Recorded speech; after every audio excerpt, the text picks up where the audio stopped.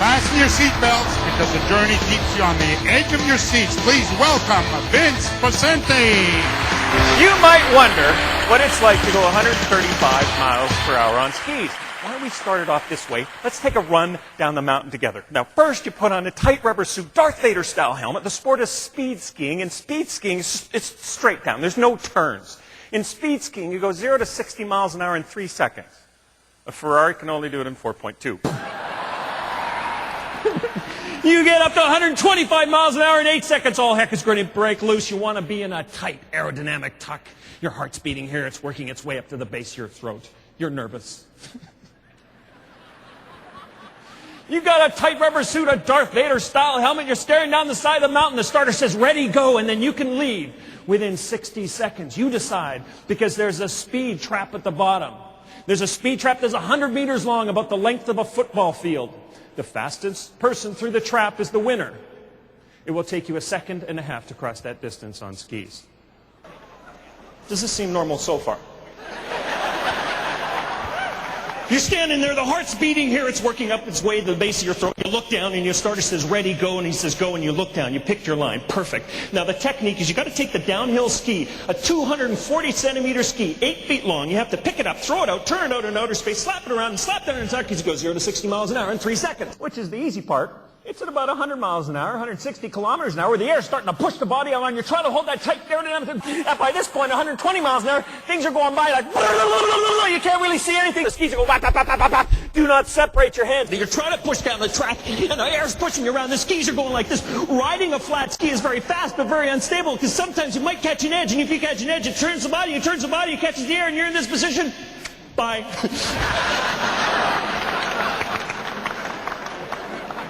So, you don't want to do that. Finally, you see that speed trap. It's very violent, very chaotic. And as you cross that first beam and the second beam, then you stand up. Boom! Blast the air in the chest. Just slow down, slow down, slow down. And then it hits you, that adrenaline rush, that, wow, I want to do that again. Wow, I want to do that again. Wow, I want to do that again.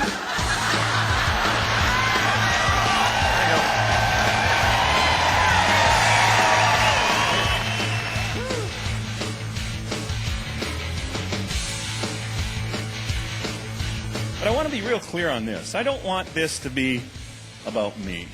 In fact, I would love for it to be about you. And for argument's sake, why don't we make it your story? What if you were to go from recreational athlete to the Olympic Games in just 4 years? How would you approach that monumental effort? How would you go about doing that? So these 5 C's I call our journey of integrity. First is clarity of vision, commitment. Consistency, confidence, control. Shake it. Wiggle your butt and go, ooh, I would love to do that. You're not wiggling your rear, not getting the full effect, if you know what I mean. But as you pick up speed, it's 100 miles an hour. That emotional buzz is the thought of having something gives you a tingle, a vibration up and down your spine. You go, oh, I would love to do that. You know that feeling? Dad was sitting in his favorite chair, as dads do. TV on mute, talking on the phone to a buddy of his, something about the Olympic Games. Heard these exact words. Those Olympic Games were the greatest experience of my entire life.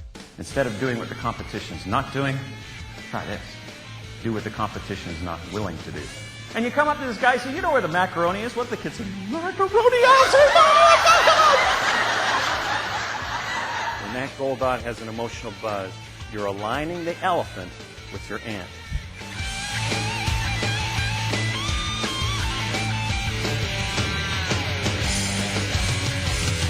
Wow, I want to do that again.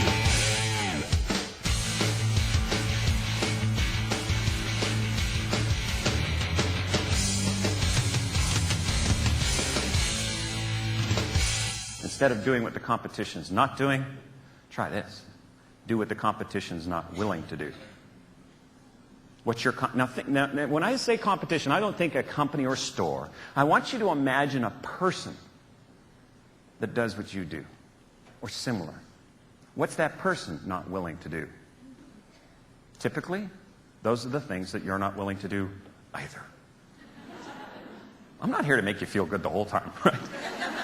It's one of those self-honesty things. We got to stare in the mirror and think, what am I not willing to do? And when you discover things you're not willing to do, you will find the magic in this. Magic under the banner of consistency. We could take this in 20-plus different directions. Let's just focus on 2. One of them was doing what the competition's not willing to do, was something I call 360-degree research.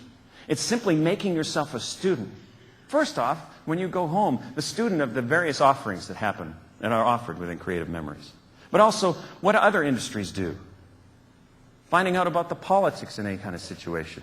Learning on the 360-degree research. As an athlete, it wasn't just researching how to ski faster. It was aerodynamic principles. Read the book, The Love of Laminar Flow, Aerodynamics and You. How many athletes are reading the book, The Love of Laminar Flow? None.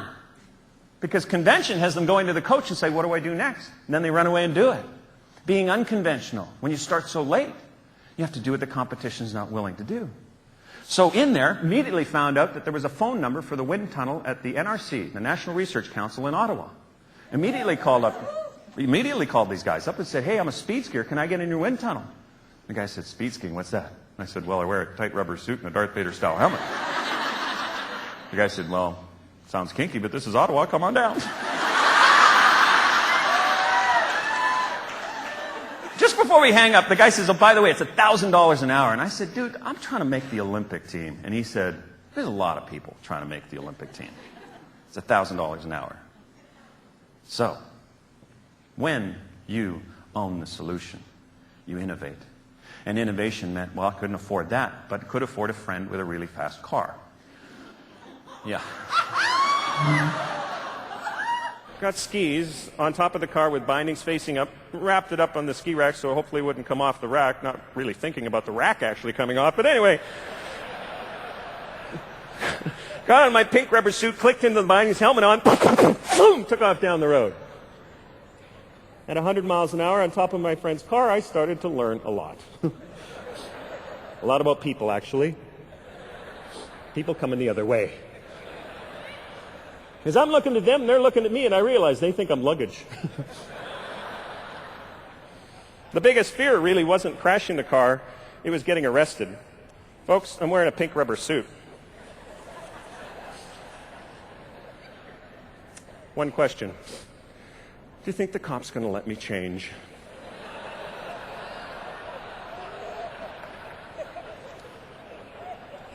I think we'll leave it at that.